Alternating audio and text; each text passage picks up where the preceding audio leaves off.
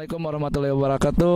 Selamat pagi dan salam pramuka. Perkenalkan, nama saya Muhammad Ridwan selaku Dewan Saka Kencana Kabupaten Kuningan. Oke, di sini dalam kegiatan kita dalam acara Kemah Bakti Saka Kencana tahun 2018, dan alhamdulillah untuk sesi pertama telah selesai. Kita mulai pada tanggal 15 Oktober hari kemarin, dan untuk sesi kedua yaitu malam tadi kita telah melaksanakan acara penyalaan api unggun, dan juga di sana kita menampilkan kreasi seni dari tiap pangkalan yang kami undang.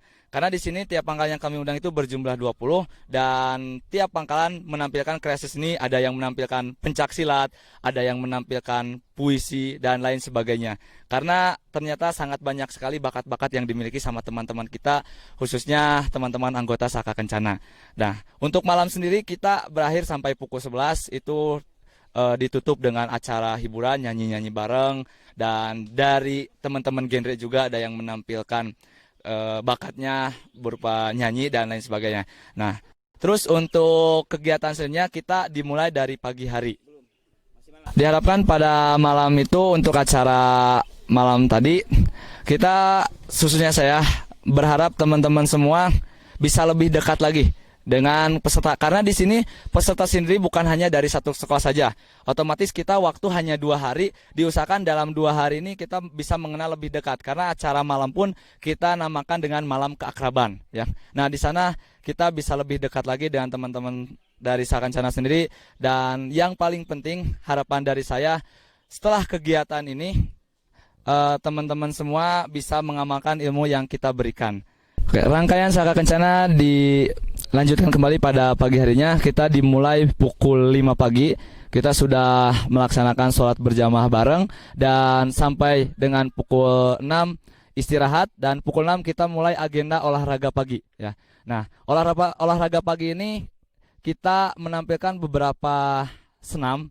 Yang pertama ada senam Gemu Famire, ada senam si Pongpong, dan ada senam kewer-kewer. Yang itu tiap satu senam itu diwakilkan oleh satu pangkalan, ya, satu pangkalan yang memimpin senam tersebut. Dan terakhir penutup yaitu senam melodi, ya, making melodi. Nah, setelah itu kita melaksanakan sarapan pagi, ya. Setelah sarapan pagi baru kita mulai acara outbound.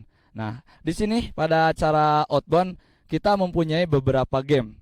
Tapi sebelum memulai game, seperti biasa kita ada ice breaking dulu. Nah, di sana untuk pada acara ice breaking khususnya yang memimpin saya sendiri, dan di sana kita memainkan insting teman-teman semua, ya. Memainkan insting teman-teman semua untuk menemukan kepekaan teman-teman, ya, kepekaan dari teman-teman Saka Kencana itu sendiri. Nah, setelah itu kita melaksanakan game. Nah, game di sini pada game yang kita berikan ini terbagi ke dalam 3 sesi. Sesi yang pertama ada game yang mudah, yang kedua yang sedang, dan yang ketiga dibilang cukup sulit, ya. Nah, untuk game yang pertama ini kita kasih 2 game. Yang pertama ada game estafet bola, dan yang kedua ada game spider. Nah, untuk estafet bola ini kita kasih dari teman satu ke teman yang lainnya, itu menggunakan paralon. Nah, kita di sini manfaat dari game ini yaitu untuk melakukan kerjasama antar tim. Karena kalau misalkan kita tidak baik dalam melaksanakan strategi, maka permainan ini tidak akan berhasil. Dan meskipun ini kelihatannya mudah, tapi kalau seorang pemimpin tidak baik menyampaikan arahannya, maka permainan ini akan cukup lumayan sulit. Dan untuk yang kedua yaitu permainan spider. Nah, di permainan spider ini kita diarahkan tiap orang untuk melewati satu lubang, ya. Nah, dari lubang-lubang ini ada yang paling mudah di bawah dan ada yang cukup sulit di atas. Nah, bagaimana caranya teman-teman Saka Kencana ini atau teman-teman peserta Kemah Bakti ini supaya melewati rintangan tanpa menyentuh jaring laba-laba tersebut? Nah, di sini sama manfaatnya itu diharapkan seorang pemimpin itu diharapkan untuk bisa lebih mengatur strategi yang lebih baik.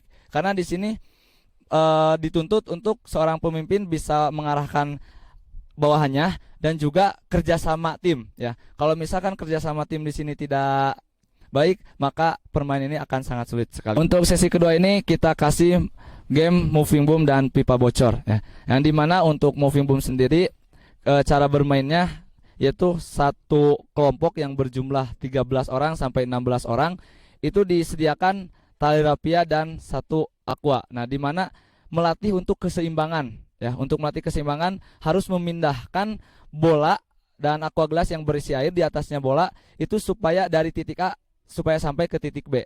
Yang dimana itu memerlukan kerjasama yang sangat baik. Kalau misalnya kerjasamanya tidak baik, maka permainan ini pun akan terasa sulit. Dan untuk yang selanjutnya yaitu permainan pipa bocor. Nah, di mana pipa bocor ini diisi air sama rekan-rekan yang lain. Nah, teman-teman yang sisanya itu gimana caranya, karena pipa ini kita kasih bolong-bolong ya. Gimana caranya supaya pipa ini diisi air penuh. Kalau misalkan kita tidak pandai mengatur strategi, maka kemungkinan itu air nggak akan penuh-penuh ya. Sama hampir semua game yang kita kasih ini memerlukan kerjasama tim. Kalau misalkan kerjasamanya kurang baik, maka permainan ini meskipun kelihatannya mudah akan terasa sulit. Nah, untuk yang terakhir, sesi terakhir, kita kasih permainan yang pertama jembatan orang dan yang kedua itu ada wedus gembel ya. Untuk permainan jembatan orang kita dibagi dua, yang tadinya 4 kelompok kita bagi 2 kelompok, kelompok putra, satu kelompok putri. Nah, untuk jembatan orang ini kita gimana caranya? Tiap kelompok itu bikin satu barisan paling panjang. Gimana caranya? Ya, gimana cara itu, atau mau orang saja ataupun barang yang ada dipakai sama teman-teman semua. Nah, di sini permainan ini hanya sekedar untuk senang-senang saja ya. Untuk hanya senang-senang saja karena kita udah dari kemarin sampai malam tadi udah cukup lumayan menguras tenaga dan pikiran juga. Nah, kita kasih untuk game terakhir bisa dikatakan hanya game kesenangan saja. Nah, tapi yang penutup yaitu wedus gembel. Nah, kita di sini juga ada pesan mungkin ya. Gimana caranya yang paling depan itu menyampaikan pesan ke yang paling belakang, tapi kita menggunakan tepung terigu. Nah, mudah-mudahan apa yang kita kasih ke teman-teman semua bisa diamalkan di pangkalannya masing-masing. Untuk kegiatan yang terakhir kita akan melaksanakan upacara penutupan dan nanti insya Allah akan berakhir pada pukul 12. Oke. Rencananya di dalam acara penutupan ini ada pelantikan anggota Saka Kencana yang baru yang berjumlah 20 orang dan setelah itu baru rundown acara seperti biasa untuk upacara penutupan.